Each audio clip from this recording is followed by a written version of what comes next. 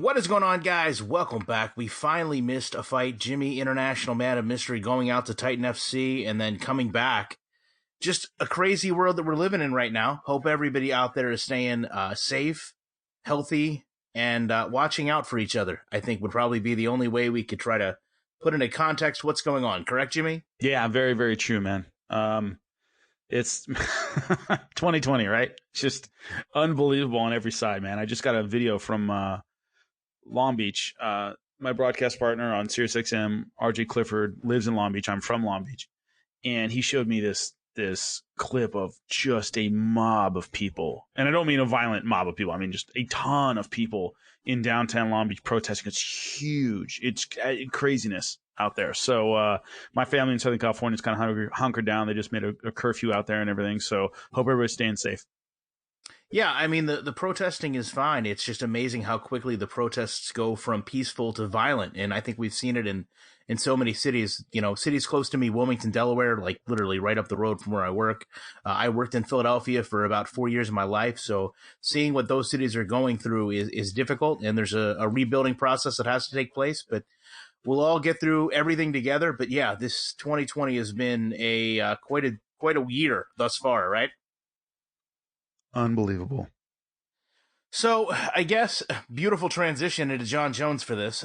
We'll just do a real quick look at the fight. We did not break down UFC on ESPN, Tyron Woodley versus Gilbert Burns. I think the big takeaways, Mackenzie Dern overcoming some adversity off her loss, looked really good against Hannah Cifers. Maybe the best jiu-jitsu female we've seen at the UFC level, would you say? Oh, 100%. 100%. Best in MMA, I think, is Mackenzie Dern. For sure. One of the people that you watch and say, oh, I could do that. That looked easy enough, right? Nope. Exact opposite. Gilbert Burns, Tyron Woodley. Well, Jimmy, if they didn't know about Gilbert Burns, they know now. He literally, bell to bell, put it on Tyron Woodley, beat Tyron Woodley the way Tyron Woodley used to beat people. Tyron clearly wanted no part of the ground game late in the fight. Never sold out, knowing that he was down. I know a lot of people paint it as, well, Tyron's old. Tyron's went through wars. Well, you know what? Gilbert Burns is the second wave, and he showed where the current generation of athletes come in and fight at. And it's a level that few were used to seeing, but you'd have told me that Tyron Woodley would ever get dominated like that. I wouldn't believe it, the way I'd seen him compete over the past few years. And I know there were some questions about, was he really there, with the Kamaru Usman fight? I have no doubt in my mind, and he even said it himself. He looked like he was there last night. He looked like the Tyron Woodley we're used to seeing, but we're not used to seeing him just get completely outworked, outpaced, out-hit, you name it, and it happened. Yeah, two things really stood out to me in that fight. And one thing it reminded me of, before I get to that, is if you're old enough to remember Riddick Bowe taking on Andrew Galata, and he just got his ass kicked from pillar to post in the first fight, and Galata threw enough low blows that he ended up getting disqualified. And the second fight came around, and Larry Merchant said, who commentated it, was part of the commentary team for HBO, said it was clear early on in the fight that it wasn't the weight. Riddick Bowe was a spent force. And that's how I felt about Tyron Woodley. When it came to Kamaru Usman, was that just a fluke? Did he have an off night? Was he not taking Kamaru Usman seriously? Was he wrapped up in his music career? In this fight, I saw a guy who's just a spent force. He doesn't have what he used to have. A couple things that made me think that is, he landed some good right hands in the second round and the fifth round. He landed clean. And Gilbert Burns didn't even react. The snap wasn't there. He was also kind of doing this Roy Jones thing with his hands, like dropping his hands and try to read and react, and he got the shit beat out of him. He couldn't read the punches. He couldn't see them coming. You can't do the Roy Jones with your hands and not be able to read your opponent's offense. And he couldn't read Gilbert Burns' offense at all. The left hook was landing all night. So a lot of the physical gifts that we're so used to from Tyron Woodley just aren't there anymore at 38 years old. So it is a matter of Burns looking great. It's also a matter of Tyron Woodley suddenly kind of going off a cliff after or during, before, whatever you want to say it, the Kamaru Usman fight to this fight, it wasn't a fluke. It wasn't a bump in the road. He just doesn't have what he used to have, in my opinion. Yeah, and shocking from a good camp, from changing a lot in his arsenal to be a different dimension of fighter, and seemingly has no plan B, no sellout, just continued to do from round 1 to round 5 what was getting him beat. I think was the most telling aspect of it. What was he thinking? I'll get this, Hail Mary knockout. Was he thinking I'm gonna become the force that I once was? It's so strange. When I was watching it, all I could think about was, the narrative. Power's the last thing to go, right? And I'm thinking to myself, well, I'm watching Tyron Woodley, and it looks like the power is gone. It looks like the finesse is gone. The movement is gone. The guy that scared a lot of people in the division, the chosen one, if you will. And you have to wonder how this is going to impact his career. Clearly he's not at that level that he used to be in terms of caliber of fighter. And he doesn't strike me as the guy that's going to hang around just to cash checks and be a gatekeeper. Well, if you caught what he said, I think on his social media, and he said, I'm very content for a guy who just got his ass kicked. He seems content with this. That, it doesn't seem like his heart is in it anymore. And that's not necessarily a bad thing. I mean, you don't want your heart to be in athletics your whole life when you're already past it. And, I'm going to come back and I'm going to come back and I'm going to come back. He seemed a little content at the end. That's the best way to put it. I saw a guy in round 5 who had kind of conceded defeat. He's okay, I'm going to lose this fight. And as you said, he didn't go, all right, screw it. Might as well get the double leg, see what I can do. Try to isolate round, the late couple minutes in rounds. And he didn't ever try to do that. So it's one of those things where he seems mentally okay with the fact that he isn't where he used to be, and he's just not at that level of elite anymore. And if you can afford it, that's fine. I hope he can, because he talked about how all the money he spent and all these things. I'd hate to see him keep fighting just for the paycheck because he didn't have a choice. But post-fight, when you say you're content and everything's okay after 2 devastating losses in a row, 10 rounds in a row, he hasn't won a single one. That says a lot. Well, I know we teased the transition to John Jones, so we'll go ahead and do that now. We talked about the fight with Francis Ngannou a couple days ago, last week at this point, and it's devolved since then into John Jones is essentially, as of right now, saying goodbye, relinquishing his title, walking away. A lot of different narratives here where he's basically came out and said, I'm not hurting the UFC. The UFC hurts me. I put myself in line every time I go out. He feels that he can get paid more in boxing. He feels like he wasn't compensated for a super fight. He talks about coming back in 2021 against Israel Adesanya. It's just, it's funny because we've talked about my, I guess, penchant for believing John Jones, or my John Jones tolerance being much lower than yours. I hate to say it, Jimmy. I don't think that he's going to go be an Uber driver tomorrow, but I think he's done. I think this really is it. I think you're looking at somebody that's battled with maturity issues and has finally got to the point where he's just over this, and it's time to move on with his life for the time being. And honestly, probably the best thing that can happen for John Jones is to get out of this MMA space and find who he is as a person and move on. Where do I even start with all this drama? The first thing I would say is idle hands. There's an expression about that, right? Something about idle hands, devil's workshop. Is John Jones the kind of guy you want to not have a fight camp in front of him? Really? Is he really the guy that's going to play chess in the park? Shuffleboard, take up knitting? No.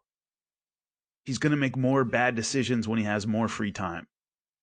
I know that's a little harsh, but things of the idea that he's going to, take some time and discover himself, he's probably going to slide into his darker habits when he doesn't have to get in fight shape anymore. If he doesn't have shit under control, dude, he's going off a cliff when he doesn't have a fight date in front of him. One of the things I remember so vividly was an interview with Teddy Atlas about Mike Tyson. Mike Tyson fought every 2 weeks early in his career, literally every 2 weeks at certain points.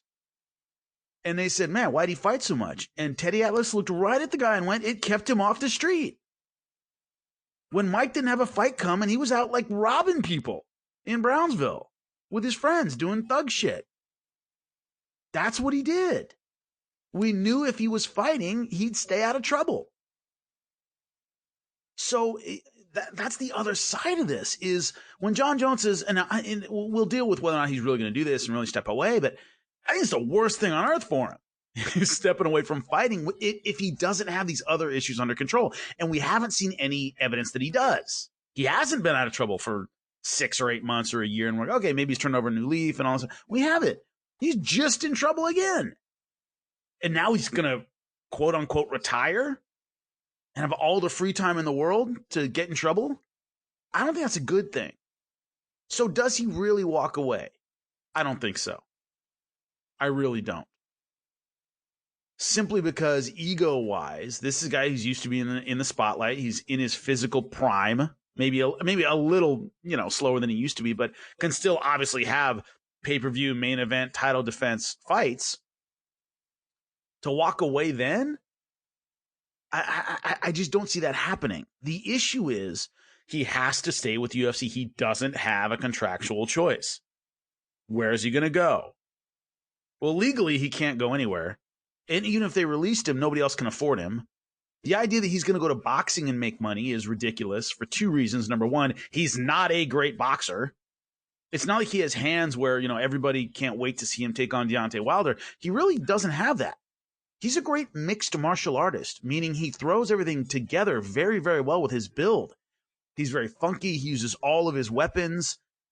90% of his offense would be gone in a boxing match.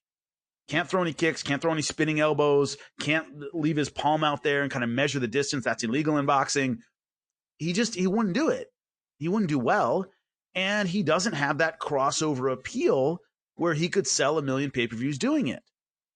John Jones is a great, definitely an all-time great mixed martial artist. He doesn't have the crossover popularity of a Conor McGregor. When Conor Floyd, people at 7-Eleven, I am not exaggerating, were asking me about it in line because I had a jiu-jitsu shirt on.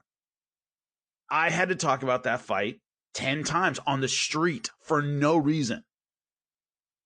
I was at a car dealership and the guy was like, hey, who should I bet on? I was like, not Conor McGregor. He didn't listen to me. He lost a bunch of money.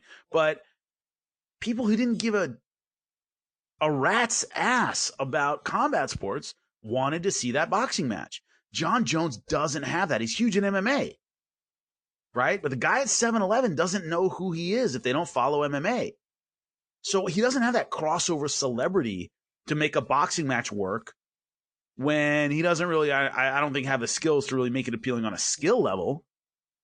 So no other MMA promotion can afford him. So it's either UFC or bust. UFC or retire, and I don't think mentally he's ready for that. Chael Sonnen would be proud that you used rat's ass and John Jones in the same connection. I do what I can. However, yeah, it's subtle. It's a good shade, though, Jimmy.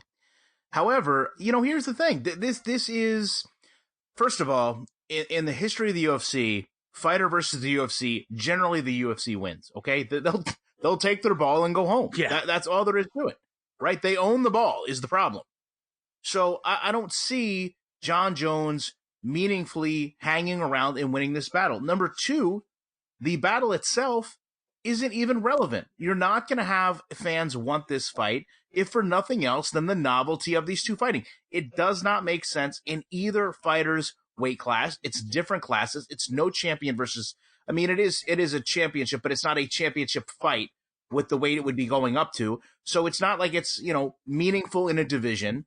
It's just a novelty they wanted to do. And there's really, like you said, there's no incentive for the UFC to do it. As much as we can debate how much money it would draw or how much money it could bring without a crowd, they've seemingly made up their mind that they're not content doing this, and they're not going to change their mind anytime soon. And if John Jones wants to take the ultimate stand, which he does have the ability to do, then by all means, if this is the hill he's going to stand on until the end of time, at some point, he has to stop fighting, right? Whether it's on his own or not on his own. I think at some point he has to come to the realization, pick a point, stick to that point, and either they come to an agreement or they don't. I just feel like they're not going to work this out. If this is truly what he wants to be the last picking point of his UFC career. At this point, I mean, honestly, all due respect to the division, what else does he have left to prove in the division, Jimmy? Nothing. There's nothing left he has to prove in this division. So he wanted to go outside of it. Sure. 2 caveats to that. A lot of people thought he lost his last 2 fights. So there are certainly questions about the rematches he could have with Thiago Santos, right? With Dominic Reyes. There are still questions. He didn't blow those guys away and it's right off into the sunset. There are still questions about, I wouldn't say his place in the division. Most people still think he's the champion, but it's there are questions about how those fighters could do against him should they rematch. He's shown some vulnerabilities in his last couple fights. And yeah, he could walk away now and retire. He could do that. And to me, he's an all-time great if he does. How many walk away with pay-per-view caliber fights left in them? I can name one, GSP. That's the only one I can think of who walked away at a time when he could still put asses in seats and sell out stadiums in Montreal. And what happened? He came back once, right? He didn't stay away forever. So it's not a matter of does he have anything left to prove? I don't think he does either. But you could have said the same thing about GSP before he retired.